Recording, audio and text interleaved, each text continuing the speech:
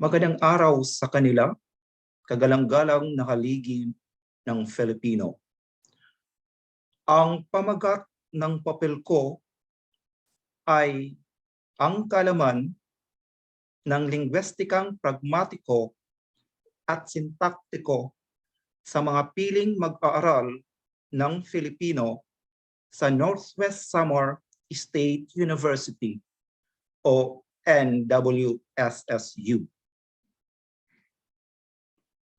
Ako po ay si Dr. Erwin Apolinario Delfin, tagapangulo ng Filipino sa Northwest Samar State University, lungsod ng Calbayo.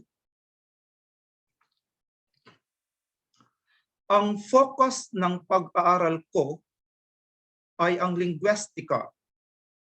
Ang lingwistika ay pag-aaral tungkol sa wika, lalong-lalo na ang wikang Filipino. Tumutukoy ito, ang pag-aaral na ito ay tumutukoy sa Filipinong wika. Ang pinagbasihan ko sa pag-aaral na ito ay may 4 na batas. Ang una ay ang Memorandum Circular bilang 88-42. Ito ay tungkol sa pagsanay ng Filipino bilang medium sa opisyal na komunikasyon at korespondensya. Ang pangalawang basihan ng pag-aaral ko ay ang Kautusang Pangkagawaran bilang 22 Series of 1987. Ito ay paggamit ng Filipino sa pagtukoy ng pambansang wika. Ang pangatlong batayan ay ang Section 6 at 7, Artikulo 14 ng 1987 Constitution. Ang pambansang wika ng Pilipinas ay Filipino, base sa Section 6. At base sa Section 7, ang opisyal na pangkomunikasyong wika ng Pilipinas ay Filipino. Ang pang-4 na batayan ay kay Santos. Si Santos ay isa sa mga komisyoner ng Komisyon ng Wikang Filipino.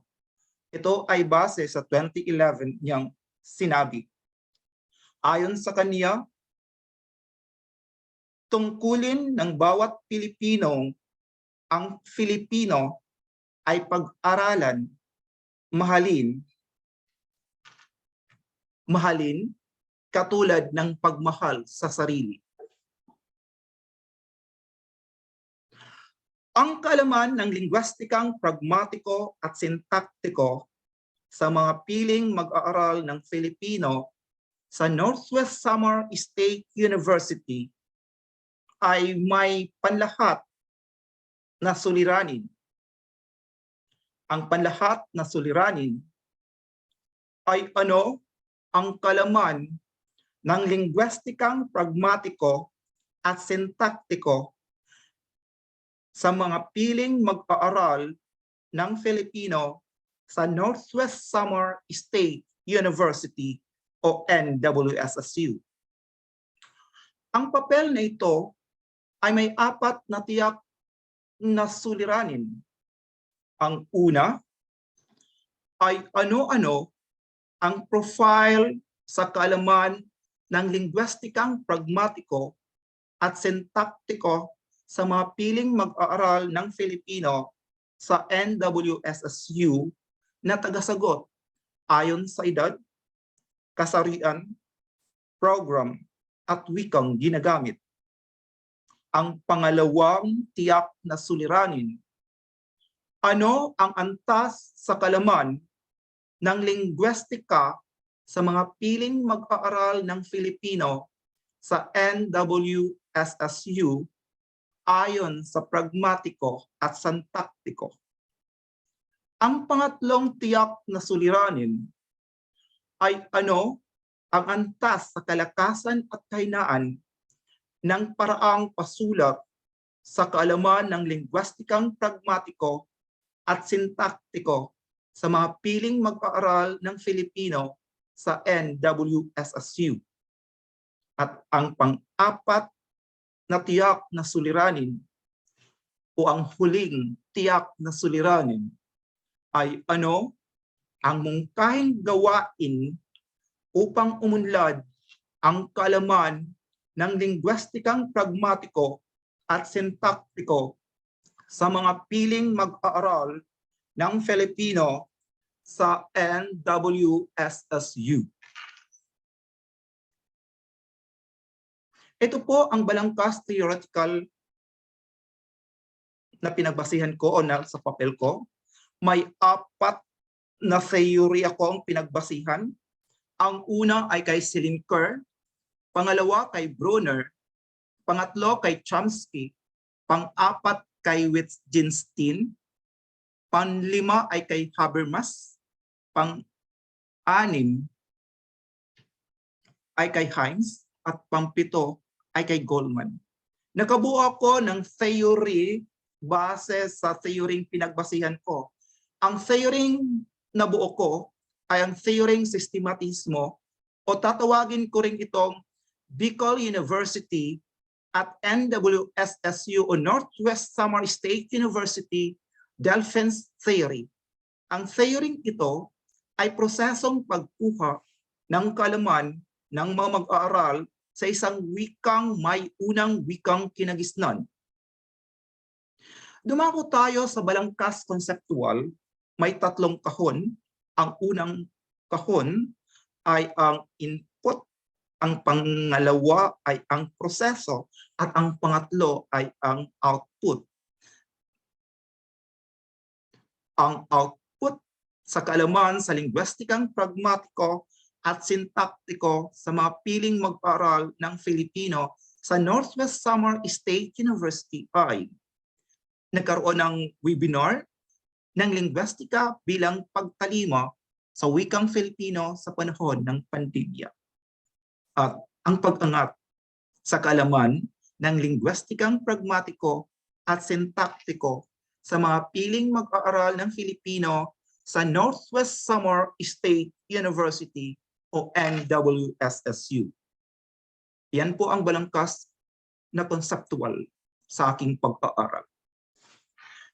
Ang ginamit kong method ay mixed method o qualitative method at saka quantitative method.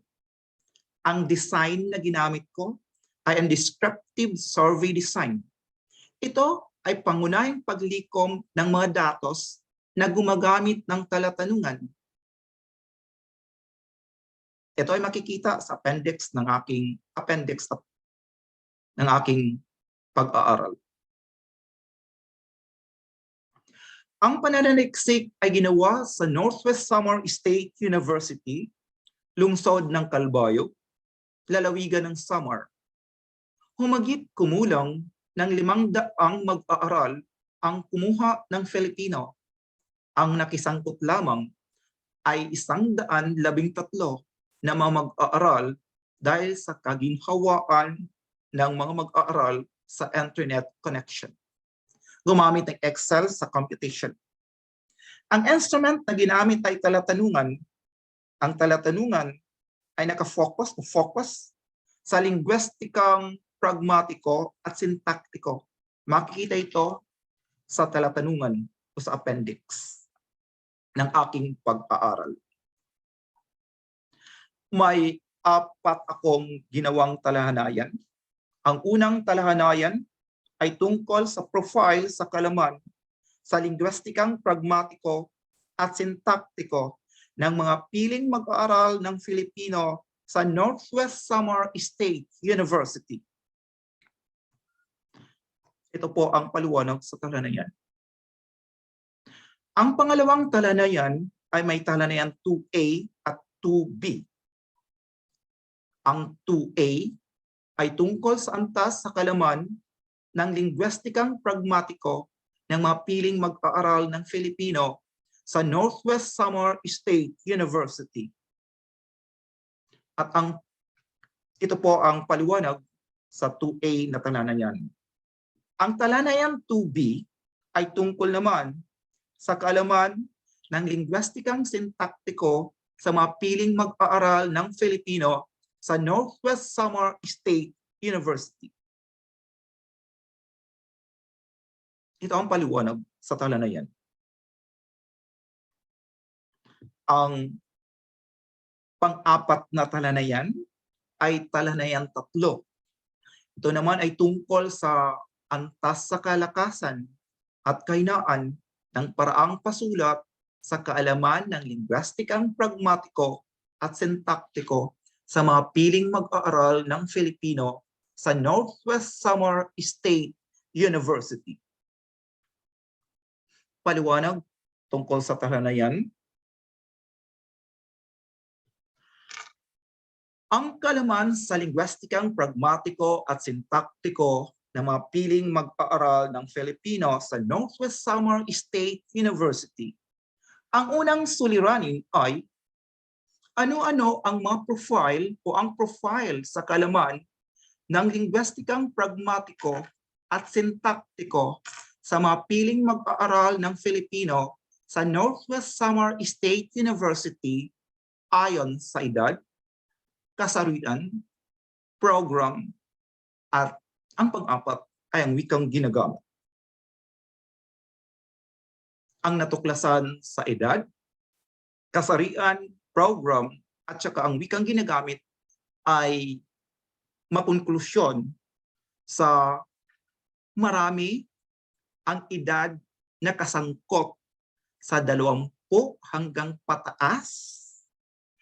Maraming kasangkot sa pag-aaral ang lalaking kasarian. Maraming kasangkot sa pag-aaral ang program na Bachelor of Science in Criminology at sa kasangkot na mga mag-aaral, marami ang gumamit ng waray sa sentro ng lungsod na wikang ginagamit. Ang konklusyon o rekomendasyon sa unang suliranin ay magsagawa ng pansariling tala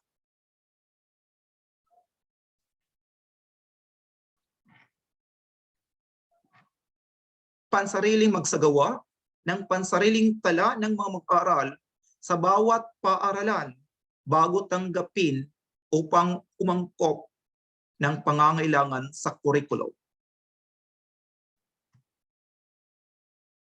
Ang pangalawang tiyak na suliranin ay ano ang antas sa kaalaman ng lingwistika sa mga piling mag-aaral ng Filipino sa NWSSU ayon sa pragmatiko at sintaktiko.